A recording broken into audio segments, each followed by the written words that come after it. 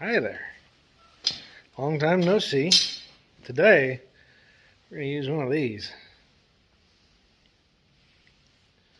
I'm sure several of you know what this is. This is a distributor wrench. There are other ways to do this. This is just the easiest. So, I'm going to take and show you how to use this on our 91 Dodge shop truck. I don't know for a fact it needs a distributor, but I know that I've been fighting it on a couple different ignition related issues, and distributor wasn't a whole lot more than putting the ordering the Cardone distributor, the decent one, off the internet, wasn't a whole lot more than putting a pickup in it. And that pickup is nasty. It didn't want to come out, you know, screws are all screwed up in it. So today we're going to pull a distributor. As usual, so I drop everything. My junk breaks down in the middle of the street. But I'm going to get up in here, and I'll probably have to film this free-handed because I can't think of a good way to strap a tripod down in where we're going. So there's that. There's the old distributor. Notice that it's got a notch in it all the way through. It's pointing in a particular direction. We want to try and match that direction. If this is a Chevy, it'd be even different because there's teeth on the bottom of it. It's Dodge, and it just has this little flat piece. Big O-ring, clips, and a pickup. So we're going to notice where the position is of this locator, which goes on distributor cap, which has already been replaced. We're just going to reuse it like it is. And this will just more or less drop down in there after we get the old one out. But that has to be lined up or it won't drop down in there.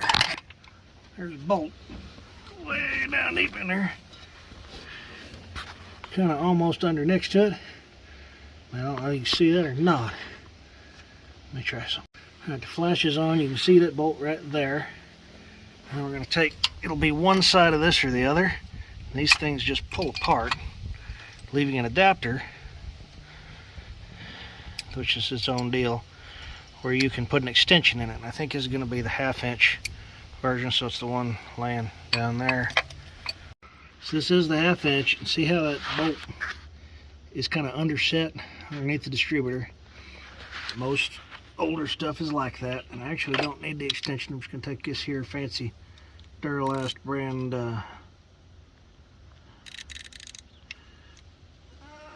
ratchet with flex head on it. Just get that real close.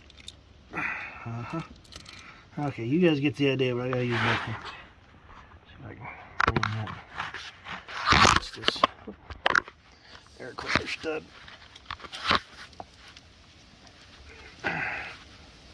It's that tight. Alright, hold tight. I broke it loose. I'm gonna take this here, and this is, once it's loose, a little too tight for hand tight, as far as just with my fingers. But I clip this right together like that, and wrench her loose like that. It is 12 points, so you have a little bit of something there, and I'll get that bolt out. Really, you probably just need to loosen it. Let's see if it's loose enough.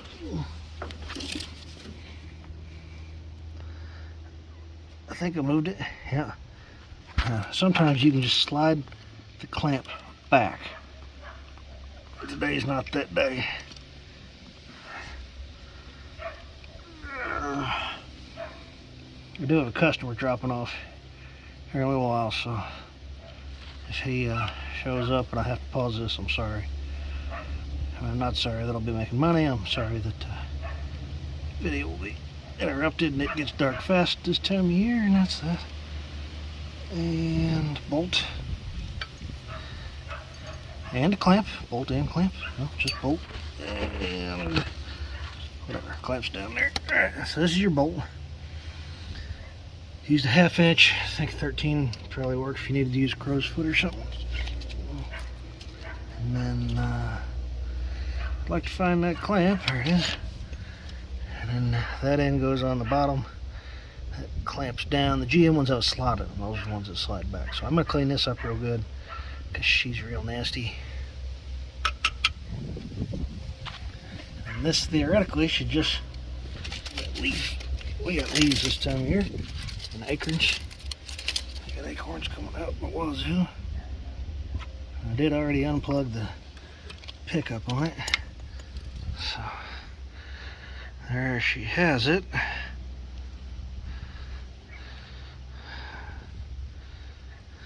Let's throw that over there. And this goes. Hi, Sassy. Hi, Sassy.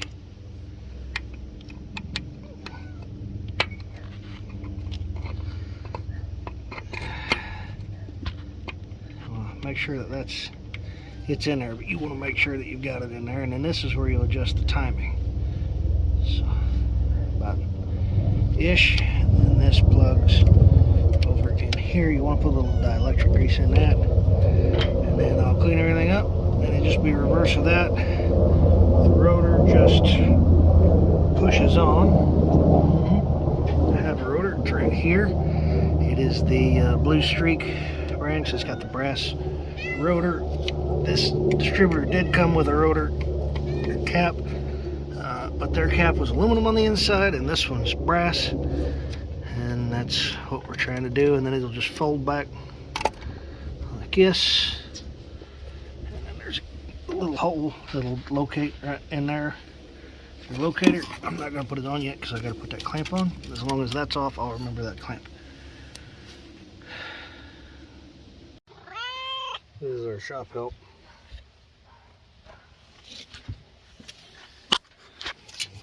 She don't want her picture taken. She's helping me clean this bracket off. Aren't you? Aren't you? Yeah. Any big help? Mm-hmm.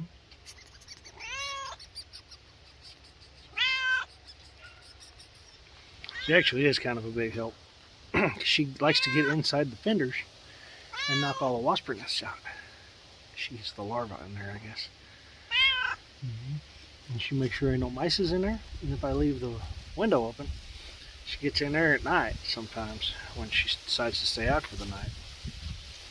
And leaves are pretty, and she'll jump up on the hood and walk across the front. Oops, almost fell, and then get in the truck, which most animals I would mind, but I've raised her since she was so small she couldn't climb stairs, carpeted stairs, even claws. Mm-hmm. Yep. I don't want your butt in my face. Time out. Have your butt in the. Get your butt.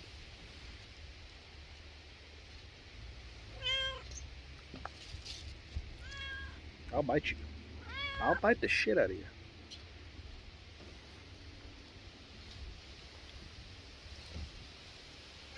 Uh-huh. Anyways, good help's hard to find. Okay, so we're back, cat and all. I never thought I was a cat person. I'm still not real convinced I am. It's just that that cat kills woodpeckers and stuff. She's meaner than all hell, most other animals. Seems to tolerate the hound dog. As this just goes down, I'm sorry, I know you can't see it very well. This sits down on there, and then put your bolts back in, and don't tighten it up too much because you probably need to adjust timing with the timing light. We'll get into that later, but first we gotta make this crap run again. Because I backed up about 6 foot the other day and it died. So I'm gonna tighten that. You don't need to see that. We'll go from there. Okay, so when you tighten this down, I already got it tightened down, make sure you can still move it a little bit back and forth. So that's how you set your timing. And there's a cutout right there. It goes over that locator that I showed you earlier. Yep.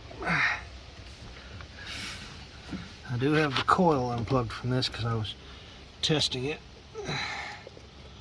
but the resistance, it still may spark at the coil, but the resistance was wrong on it. And I was there and it was there and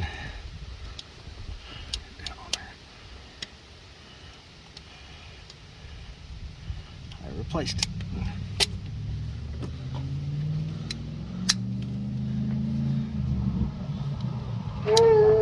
comes a customer. I can already hear him. Okay, so it's on there. It's clipped down. Coil's back on. Wires are on.